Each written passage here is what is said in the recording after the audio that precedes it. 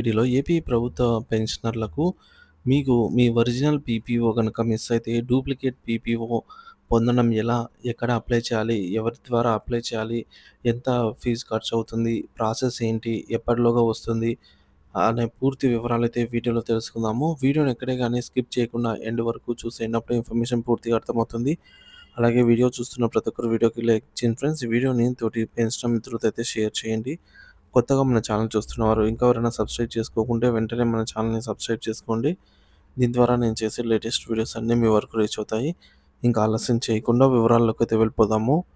So, తాజా update ప్రకారంగా అండి మీ పెన్షన్ పేమెంట్ ఆర్డర్ పోయినట్లయితే కంగారు పడకండి. డూప్లికేట్ పొందే పూర్తి విధానం అయితే ఇక్కడ తెలుసుకుందాము. ప్రతి పెన్షనర్‌కు వారి పెన్షన్ పేమెంట్ ఆర్డర్ ఒక అత్యంత అమూల్యమైన పత్రం. సర్వీస్‌లో ఉన్నప్పుడు సర్వీస్ రిజిస్టర్ ఎస్ఆర్ ఎంత ముఖ్యమో, పదవి విరమణ తర్వాత పీపీఓ కూడా అంతే ముఖ్యం. ఇది కేవలం మీ పెన్షన్, గ్రాట్యుటీ, కమ్యుటేషన్ వంటి వివరాలను ధృవీకరించే పత్రం మాత్రమే కాదు. దురదృష్టవశాత్తు సర్వీస్ పెన్షనర్ మరణిస్తే వారి కుటుంబ సభ్యులకు ఫ్యామిలీ పెన్షన్ అందించడానికి ఇదే కీలక ఆధారము. మరి ఇంతటి ప్రాధాన్యత కలిగిన పీపీఓ అనుకోకుండా పోతే, లేదా అగ్ని ప్రమాదం, లేదా వరదలు, దొంగతనాలు వంటి కారణాల వల్ల ఏదైనా కారణం కావచ్చు. సో, అది మీకు అందుబాటులో లేకుండా పోతే ఆందోళన చెందాల్సిన అవసరం లేదు. డూప్లికేట్ పీపీఓ పొందేందుకు ఒక నిర్దిష్టమైన, స్పష్టమైన ప్రక్రియ ఉంది. దాని గురించి ఇప్పుడు తెలుసుకుందాము. మొదటిదండి ఫస్ట్ చేయాల్సిన ఏంటంటే ముందు జాగ్రత్త చర్యలు. అసలు సమస్య రాకుండానే ఉంటుంది.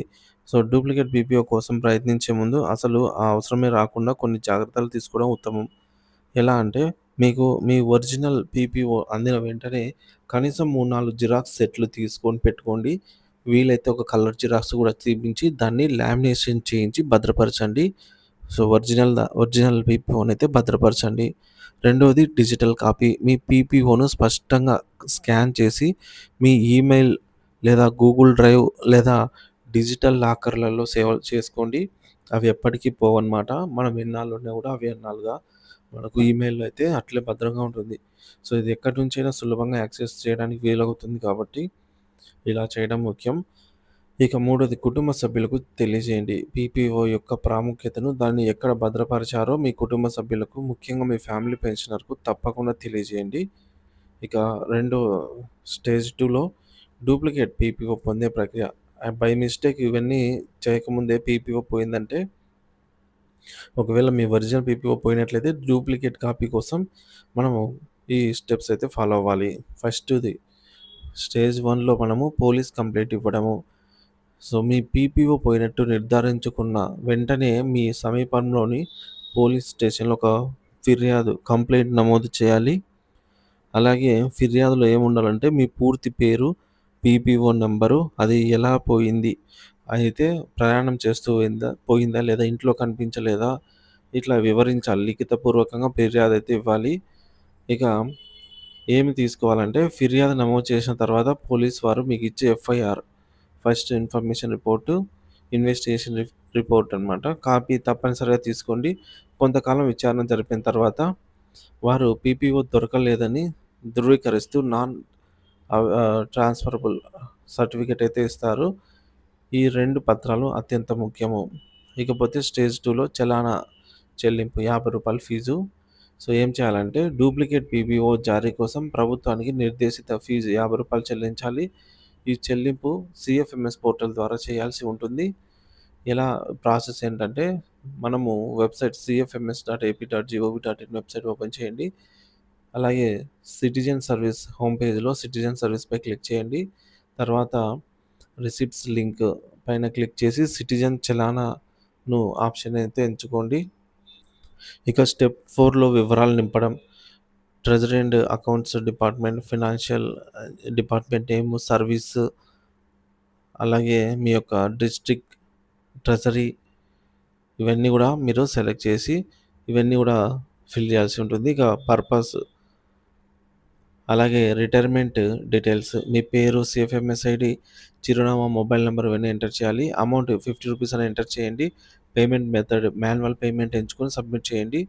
ఈ విధంగా చలానా ప్రింట్ జనరేట్ అయిన చలానాను ప్రింట్ తీసుకొని సమీపంలోని స్టేట్ బ్యాంక్ ఆఫ్ ఇండియాలోకెళ్ళి ఎస్‌బీఐ బ్రాంచ్‌కెళ్ళి రూ. 50 చెల్లించి వారు స్టాంప్ వేసి ఇచ్చే రసీదును భద్రపరచుకోండి. ఇక స్టేజ్ 3లో దరఖాస్తు దరఖాస్తు సమర్పణ. ఇప్పుడు కొన్ని పత్రాలను జతపరిచి ఒక దరఖాస్తు ఫైల్ సిద్ధం చేయండి.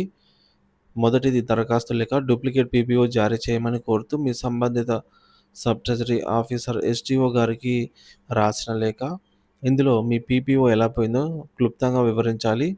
రెండోది పోలీస్ డాక్యుమెంట్ ఎఫ్ఐఆర్ కాపీ మరియు ఈ విధంగా నాన్ ట్రేసబుల్ సర్టిఫికేట్.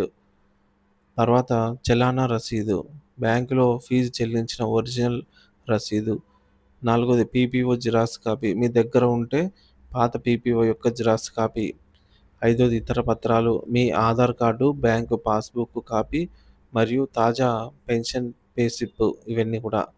ఇకపోతే అఫిడవిట్ ఇది అవసరమైతేనేనండి. భవిష్యత్తులో ఒకవేళ ఒరిజినల్ పీపీఓ దొరికితే దానిని ప్రభుత్వానికి తిరిగి అప్పగిస్తానని హామీ ఇస్తూ ఒక అఫిడవిట్ ఇవ్వాలి. కొన్నిసార్లు అధికారులు అడగవచ్చు. దానికి సిద్ధంగా అయితే ఉండాలి. సో, ఈ ఫైల్‌లను మీ ఎస్టీఓ కార్యాలయంలో సమర్పించాలి. ఇకపోతే స్టేజ్ 3లో దరఖాస్తు తర్వాత జరిగే ప్రక్రియ. ఇంతటితో మన పని అయిపోతుంది.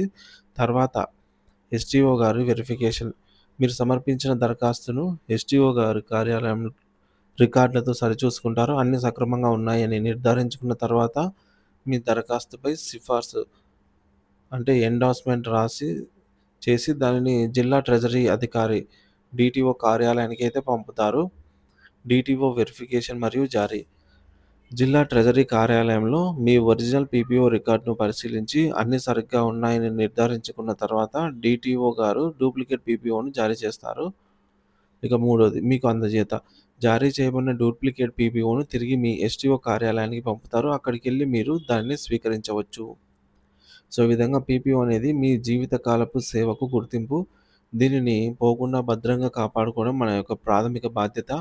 ఒకవేళ పొరపాటున పోయినా సో, ఈ వివరాల ద్వారా అంటే ఇప్పుడు అందించిన వివరాల ద్వారా ఈ ప్రక్రియను ఈ ప్రాసెస్ ద్వారా ఓపికగా అనుసరించడం ద్వారా డూప్లికేట్ పీపీఓనైతే పొందవచ్చు. సో, ఈ ప్రాసెస్‌లో మీ ఫైల్ పురోగతి ఎప్పటికప్పుడు ఎస్టీఓ లేదా డీటీఓ కార్యాలయంలో అడిగి తెలుసుకుంటూ ఉండటం మంచిది. అంటే మనము సబ్మిట్ చేసిన తర్వాత ఎన్ని రోజులకొస్తుంది అని మనం కనుక్కుంటా ఉండాలి. తద్వారా మీ డూప్లికేట్ పీపీఓను వీలైనంత త్వరగా అయితే మీరు పొందడానికి వీలైతే ఉంటుంది ఫ్రెండ్స్. సో, ఇది డూప్లికేట్ పీపీఓ ఎలా పొందాలనే దానికి ప్రాసెస్ అన్నమాట. Thank you for watching this video.